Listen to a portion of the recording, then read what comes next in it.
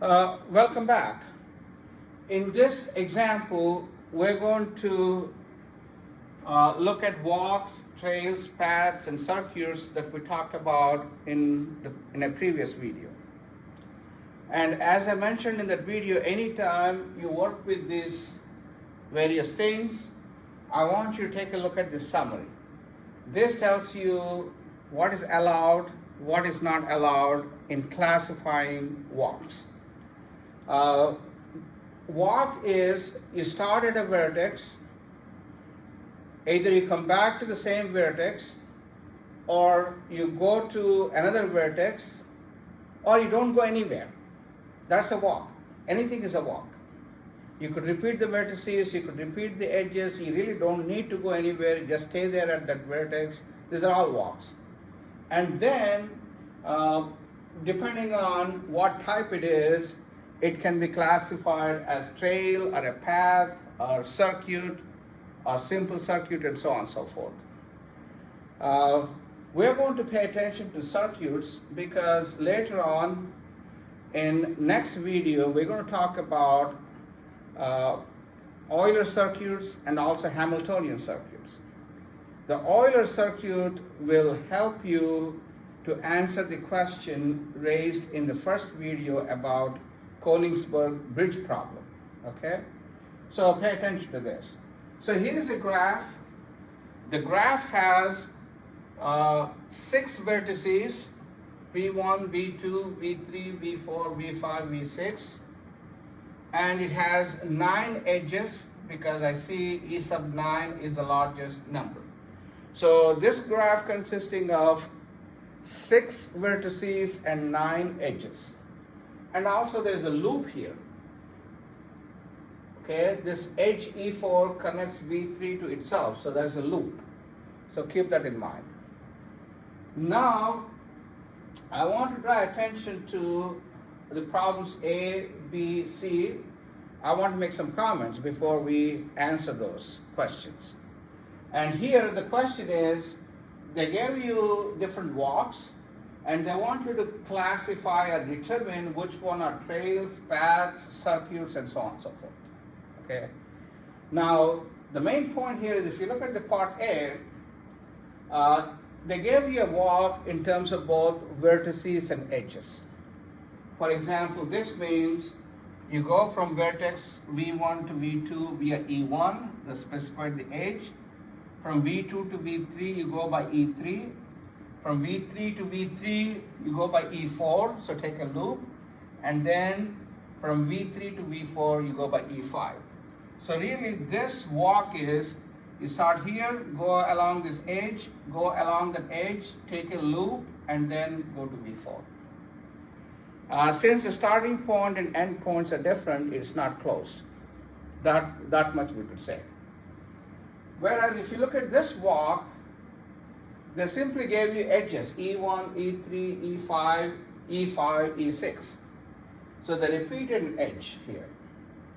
What it means is you're using those edges to go from one vertex to another vertex. So really this one is E1. So you start with V1 and go to V2 via E1. Then take V2 to V3. And then V3 to V4. Since the edge is repeating, you're coming back to V3. From V3, you're going to V6.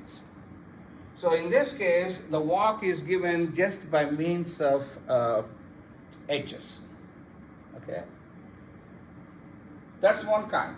That's one way to describe a walk. If you look at the third example, they simply specified vertices. So you start at V2 and end at V2. So it's a closed one. And then go from V2 to V3, V3 to V4, V4 to V5, V5 to V3, V3 to V6, V6 to V2. So they describe how you can travel along that walk. And if you look at the last one, V1. V1 is just what? Vertex, V1. That's it. So you're not going anywhere. You're standing there. So it's a walk. If you want, you could call that as a closed walk. It could be a trail, nothing else. Okay, now let's answer these questions. The first one, I suggest, if you look at it carefully, it's a trail, but not a path. Trail, but not a path. It can be closed, so these three are eliminated because the starting point, end point should be the same. That is not the case with the first one. So these three are eliminated. So only possibilities are these three. It's a walk. Is it a trail or a path? You have to decide. It is a trail. It is trail. It's not a path because in path you cannot have a repeated edge. You cannot have a repeated edge or a repeated vertex. So here the vertex V3 is repeated. You're going from V3 back to V3 via loop. And here it says in a path you cannot have a vertex repeated. Therefore it's not a path. It is a trail. You can look at this.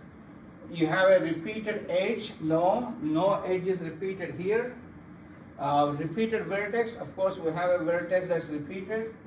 And is it the same starting point, end point? It's allowed, but it's not necessarily. And the last one is extreme example. So the first one is a trail, but not a path. Whereas the second one, B, is just a walk. There's nothing more than that. It is not trail because you have repeated edge. In a trail, edge cannot be repeated. Here you have a repeated edge, so it is not a trail, therefore it cannot be path. Of course, they are not closed. The starting point E1 has endpoint V1 and V2. E6 has endpoints V3 and V5, so they are not starting at the same point or ending at the same point. So it is not, it's just a walk, just a walk. No more than that. Part C is a circuit, as you can see. And we're interested in circuits. Because it starts at V2, go to V3, then V4, then V5, back to V3, and then go to V6, then back to V2. You are not repeating any edges. Repeat of vertices is allowed as long as starting point and end point are the same. So that's why you could allow that. And it contains at least one edge. So this one is a circuit. Like I mentioned, last one, V1, you're not going anywhere. You're just standing there. So it is just a, you could call that as a walk or a closed walk.